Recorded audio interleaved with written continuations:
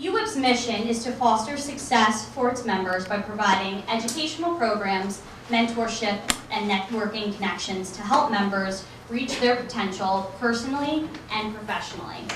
UWIP was established in 2010 and currently operates in New York City, Washington, D.C., and Chicago. Caitlin and I realized that there was a void in the marketplace, and in our entrepreneurial spirit and passion for women's initiative, we decided to create UWIN, which initially was developed to bridge the gap between undergraduate collegiate women and young working professional women like myself. Over the past year, we have since realized that at the heart of our charity is to give back and mentor younger women, to basically help them pave the way for a more prosperous future. At the age of 23, it is quite empowering to be in a position to be so philanthropic, and UWIP is the vehicle by which has allowed me to do so. All of us here tonight are people of status, whether it be being a student or a professional, and we have an abundance of resources and credentials at our disposal. This is not the case for all women, and so we have collaborated through UWIP and started an effort to work with inner city high school girls as our target audience to help them with key college decision making and to be strong female role models for them in our region of operation.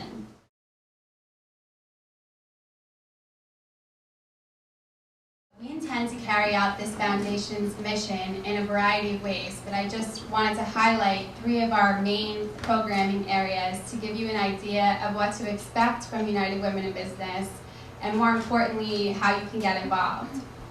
First, we have the United Women Mentoring Program.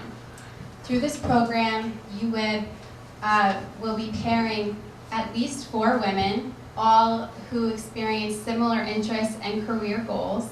Second, I wanted to point to UWIP's main charitable initiative, beginning in Washington, D.C. and New York City, and then expanding out to other cities as UWIP grows in the near future. United Women in Business will be bringing educational business programming to inner city female high school students.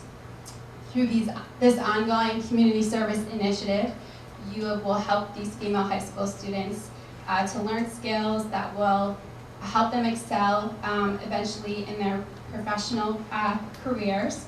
Finally, United Women in Business will be bringing ongoing event educational programming and to foster professional success among all of our members, starting tonight at the UWIP launch event.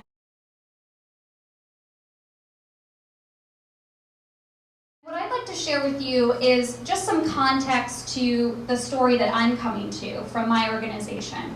And at the American Association of University Women, our story really began 130 years ago. In 1881, 15 college women, who at that time, right, were quite unique, got together and decided they wanted to do something around making sure that more women could go on to college. And so they formed this organization. And since then, we've grown to expand to really trying to break through all of the barriers that continue to exist for women and girls in reaching equity. But what's really ironic about one of the first things they got together around was that at that time, there had been a recent research study that came out that said if women pursued higher education, they would become sterile. So, as you can imagine, this was sort of their first effort at sort of breaking that myth. And this really sort of led to, the further work that our organization continues to do around breaking myths, breaking those barriers for women. And I hope that through our conversation today, we can really sort of see what we can do individually to ensure that we're the leaders of tomorrow and what we can do for each other.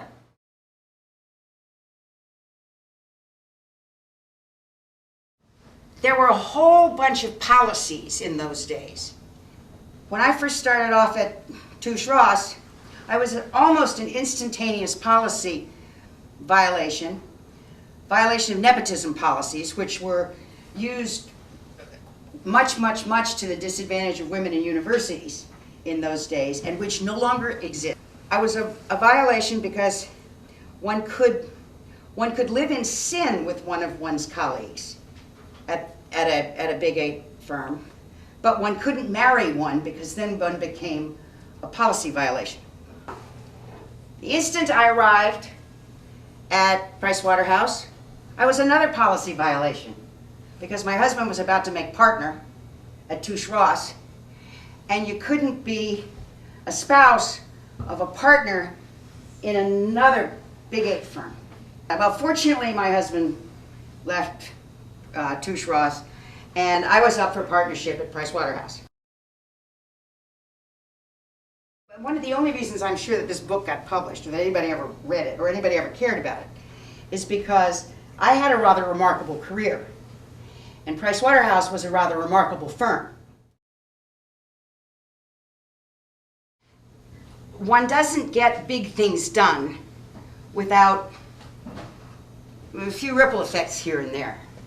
And I probably am not, especially when I'm in a hurry, I am probably not the most charming person you'll ever meet. If I've got a mega $1 million proposal to get done by 10 o'clock tomorrow morning and you're standing in my way. I was up for partnership and I didn't make it. People said some really interesting things about me. I was advised by a man who to this day I adore that I should walk more femininely, talk more femininely, dress more femininely, style my hair, wear makeup and jewelry.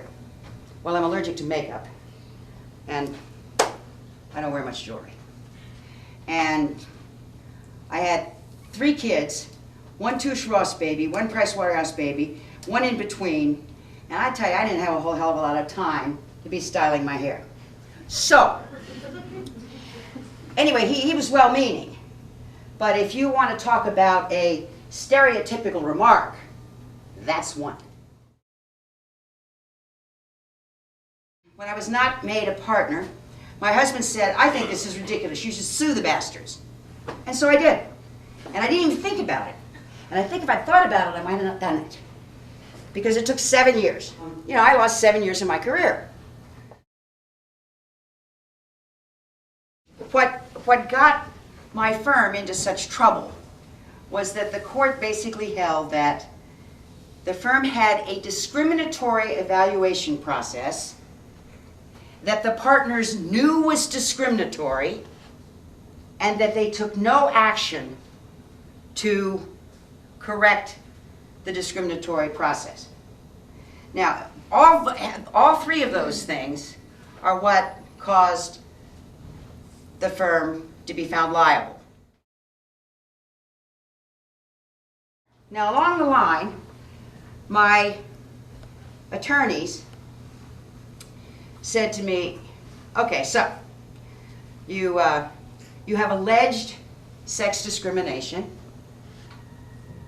If the firm is found liable for that, what do you want as remedy for it? I said, no problem, I just want to be a partner. And they said, you'll never win that. And I said, well, gee, that's just too bad. That's what we're going to sue for. Pretty soon, I found myself with a few clients and a few staff members. And all of a sudden, 10 years later, when I retired, I had quite a booming practice in the consulting business.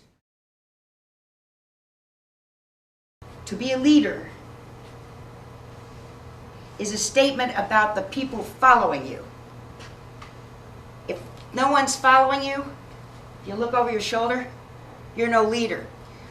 I say that because I have on occasion had leadership attributed to me, and I make that comment back to some of the people who attributed it, and I said, so what is a leader? And the response I got back pretty much consistently, although in many different words, is someone who has vision and a sense of direction. So leadership isn't something you aspire to, it isn't something you step into. Well, sometimes it is.